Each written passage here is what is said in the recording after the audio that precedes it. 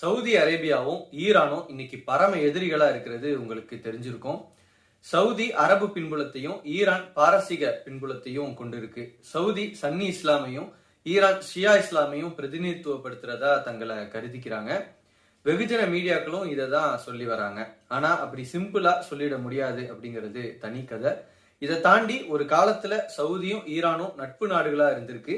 அப்புறம் ஏன் இப்படி எதிரும் புதிருமா ஆனாங்க அப்படிங்கிறதுக்கு சில காரணங்கள் இருக்கு. அதெல்லாம் என்ன அப்படிங்கறது தான் இந்த வீடியோல நம்ம பார்க்க போறோம். 1979க்கு முன்னாடி சவுதி அரேபியாவும் ஈரானும் ஒரு சுமூகமான உறவுல தான் இருந்திருக்காங்க.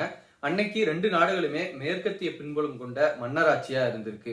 ஈரானை ஆட்சி செஞ்சிட்டு இருந்த ஷா முகமது ரெசா பஹ்லாவி 1978ல கூட சவுதிக்கு பயணம் மேற்கொண்டிருக்காரு. ஆனா அதுக்கப்புறம் சில மாதங்கள்லயே நிலைமை முற்றிலுமா மாறிடுச்சு.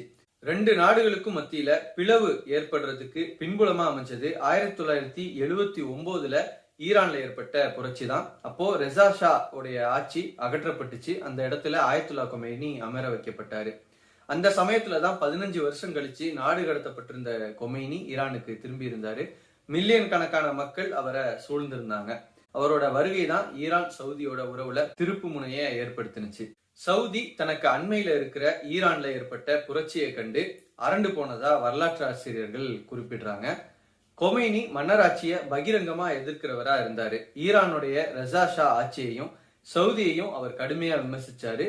மேற்கத்திய நாடுகளுடைய பின்புலத்துல, குறிப்பா அமெரிக்காவுடைய பின்புலத்துல இயங்குற எல்லா அரசுகளோடும் அவர் பகைமை பாராட்டினாரு. ஈரான் தங்களுடைய நாட்டுல ஏற்பட்ட இஸ்லாமிய புரட்சிய அண்டை நாடுகள்லையும் பரப்ப முனைகிறதா 1980ல வெளியான CIA அறிக்கை சொன்னுச்சு. அதுக்கு தோதா அந்த சமயத்துலதான் சவுதி அரேபியால உள்ள கத்தீப் பகுதியில ஷியா முஸ்லிம்கள் போராட்டம் பண்ணாங்க. சீர்திருத்தமும் மாற்றமும் சவுதியில தேவைன்னு கொமேனியோடைய படங்களை ஏந்தி அவங்க ஆர்ப்பாட்டத்துல ஈடுபட்டாங்க. இது அந்த நாட்டு அரசு கடுமையா ஒடுக்குனுச்சு. அப்போ 20 பேர் கொல்லப்பட்டாங்க, நூற்றுக்கணக்கானவங்க கைது செய்யப்பட்டாங்க. இந்த பின்னணியில ஈரான் மேல இருந்த அச்சத்துடைய வெளிப்பாடா 1981ல GCC கல்ஃப் கோஆபரேஷன் கவுன்சில் உருவாக்கப்பட்டுச்சு. அதுல Saudi, Bahrain, Kuwait, Oman, Qatar, UAEன்னு 6 நாடுகள் இடம்பெற்றாங்க. 1980ல ஈரான் ஈராக் போர் நடந்தது உங்களுக்கு தெரிஞ்சிருக்கலாம்.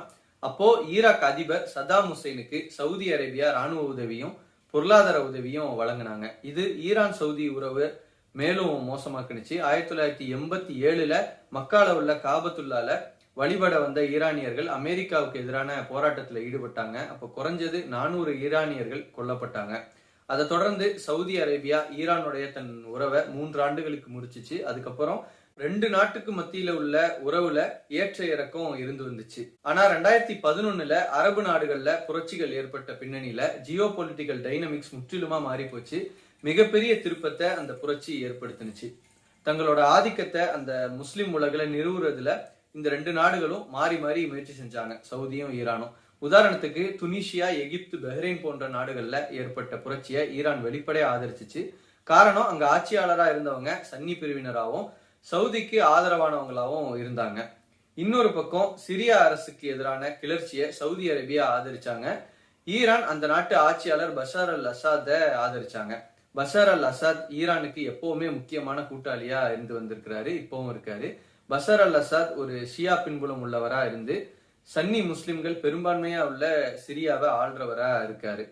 அவருக்கு ஈரான் முழுமையா ராணுவ உதவிகளை அந்த சமயத்துல வழங்குனுச்சு.